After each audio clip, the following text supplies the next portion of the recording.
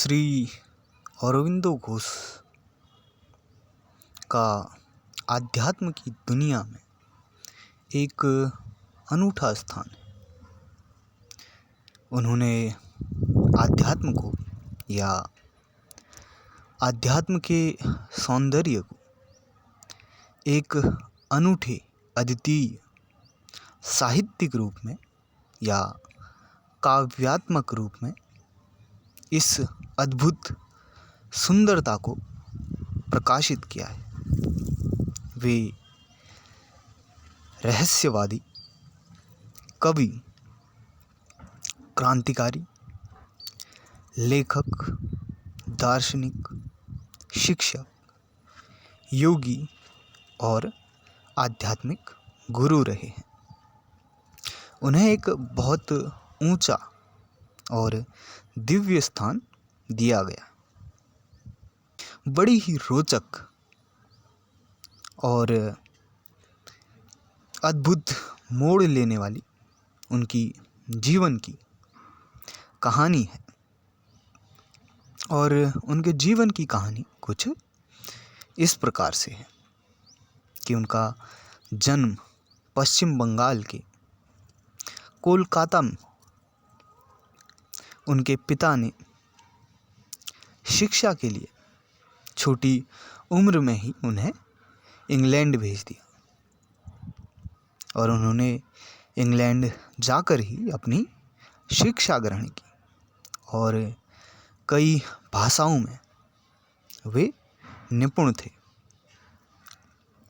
और वहाँ उन्होंने अपनी शिक्षा जब पूर्ण की, उसके बाद वे वापस भारत लौटे और भारत में आकर उन्होंने सक्रिय क्रांतिकारी की भूमिका निभाई और भारत में ही उन्होंने अखबार और पत्रों के माध्यम से देशभक्ति की लौ जगाई और युवाओं को स्वतंत्रता के लिए प्रेरित किया। तो जब उनकी ये क्रांति चल रही थी, इस क्रांति के दौरान ही उन्हें जेल में कैद कर दिया गया। उन्होंने कई आध्यात्मिक पुस्तकें, प्राचीन ग्रंथ, कई संतों को पढ़ा और वे उनसे कई प्रभावित हुए, विशेषकर पश्चिम के दर्शन और भारतीय परंपरा या साधु संत परंपरा या आध्यात्म से वे बहुत प्रभावित हुए और उन्होंने जेल में रहकर ही आत्मचिंतन और ध्यान करना शुरू किया।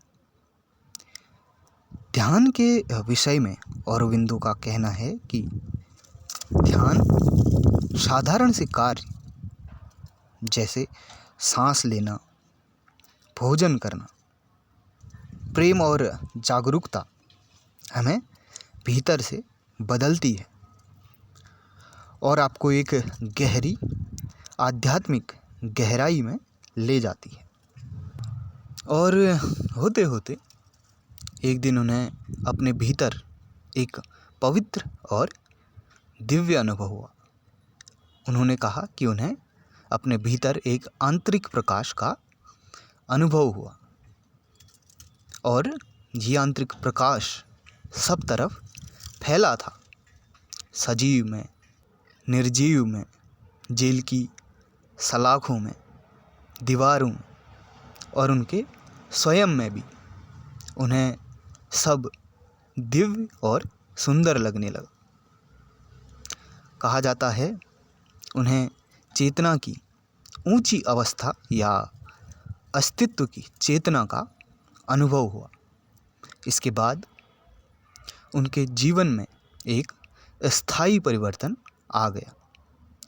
वे कहते हैं कि सब एक बहाव में सरलता से, बिना संघर्ष के होने लगा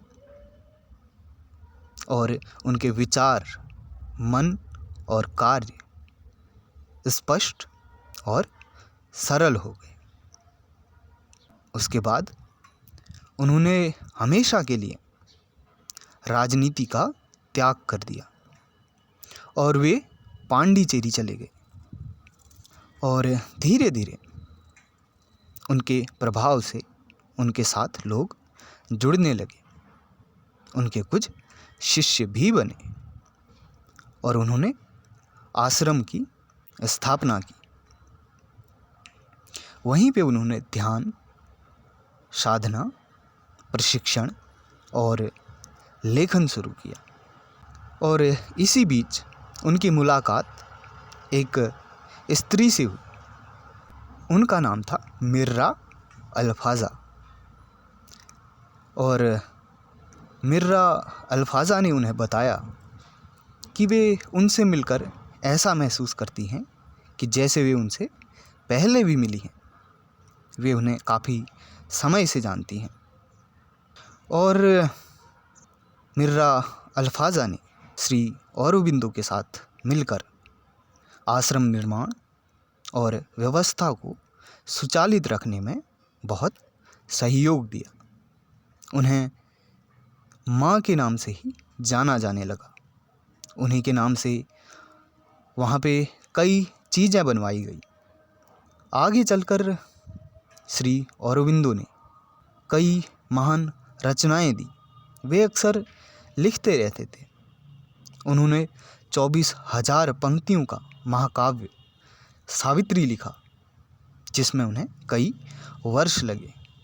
और उन्होंने द लाइफ डिवाइन और एसेज ऑफ भगवद गीता जैसी प्रसिद्ध आध्यात्मिक पुस्तकों को भी प्रकाशित किया। उनका दर्शन मुख्यतः पूर्ण अद्वैत को दर्शाता है, जो कि समग्र योग पर आधारित था।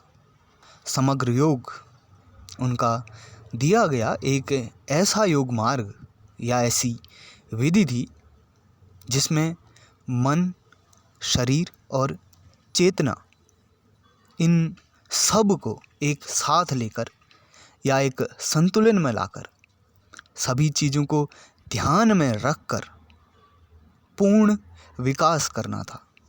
कहते हैं कि इसे श्री औरोबिंदो और मिर्रा अल्फाज़ा ने विकसित किया। इसमें आंतरिक परिवर्तन के 3 मुख्य चरण बताए। इन चरणों को ध्यान से सुनिएगा। इसका पहला चरण है आकांक्षा। जैसे कि आप में बदलने की तीव्र इच्छा हो या तीव्र भावना हो। इसके लिए आपको इसमें 2 चीज़ों का मुख्य ध्यान देना पड़ता है। पहला है ध्यान और दूसरा है सच्ची प्रार्थना। आपको बेहतर बनने के लिए पहले चरण में इन 2 चीज़ों को देखना होगा। और दूसरा चरण है अस्वीकरण।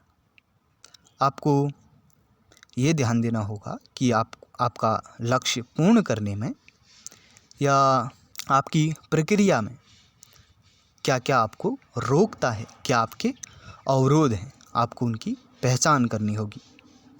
जैसे कुछ बुरा हो, कुछ खराब आदतें हो, उनका आपको त्याग करना होगा।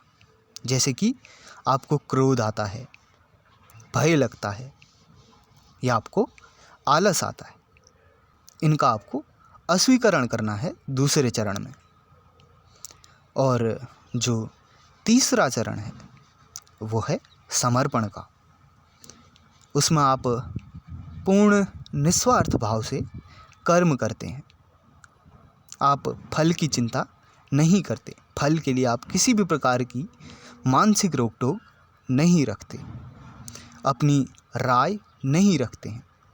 अच्छा या बुरा, कम या ज़्यादा, जितना भी आपको फल मिले आप उसमें संतुष्ट रहते हैं। सहजता से उसके फल को स्वीकार करते हैं। तो ये 3 चरण हैं समग्र योग के। इसके अलावा श्री औरोबिंदो ने अतिमानस की अवधारणा दी। अतिमानस चेतना की एक बहुत ऊंची अवस्था है। श्री औरोबिंदो ने कहा कि अतिमानस तक पहुँचने के 5 मुख्य सोपान या 5 मुख्य स्तर हैं। सबसे पहला स्तर है सामान्य मन, जिसे आप दैनिक जीवन में उपयोग में लाते हैं। आप सोचते हैं, सवाल करते हैं, लेकिन इसमें आपका मन द्वंद्व से, विचारों की भीड़ से उलझा रहता है और आपको लगता है कि कुछ समस्या है, चीज़ें आपकी समझ में नहीं आती हैं और आपका मन संदेह से भरा रहता है। और इसका दूसरा चरण या दूसरी अवस्था, उसे उच्च मन कहा गया, जिसमें आपके विचार स्पष्ट होने लगते हैं। आप चीज़ों को धीरे धीरे समझने लगते हैं। कभी कभार आप गहरे सिद्धांतों को भी समझ जाते हैं। आप यहाँ पे तर्क लगाना जानते हैं, तर्क से चीज़ों को स्पष्ट करना जानते हैं और ये सब आप सरलता से कर पाते हैं, तो ये उच्च मन है। इसके बाद तीसरे चरण में या तीसरे सोपान में उन्होंने बताया कि ये प्रकाशित मन है। यहाँ पे आप बिना किसी उलझन के, बिना किसी द्वंद्व के सरलता से चीज़ें समझ लेते हैं और आपकी चीज़ों को समझने की, सिद्धांतों को जानने की प्रक्रिया बहुत तीव्र हो जाती है, एकदम प्रकाश की तरह। आपको अचानक से ही चीज़ें समझ में आने लगती हैं, क्षण भर में। तो इसे औरोबिंदो ने प्रकाशित मन कहा।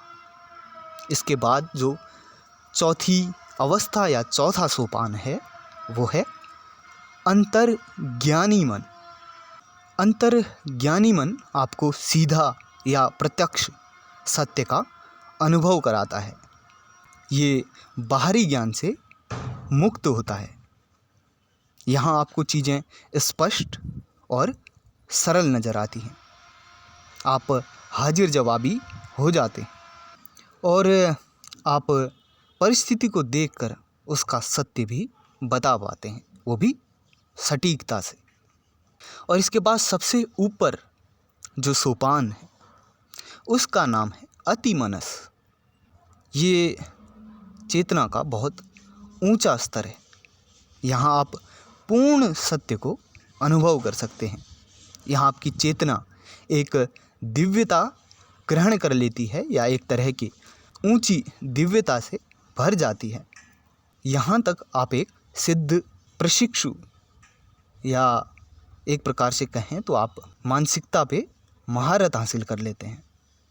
आप पूर्ण शांति और आनंद की एकता को अनुभव कर पाते हैं।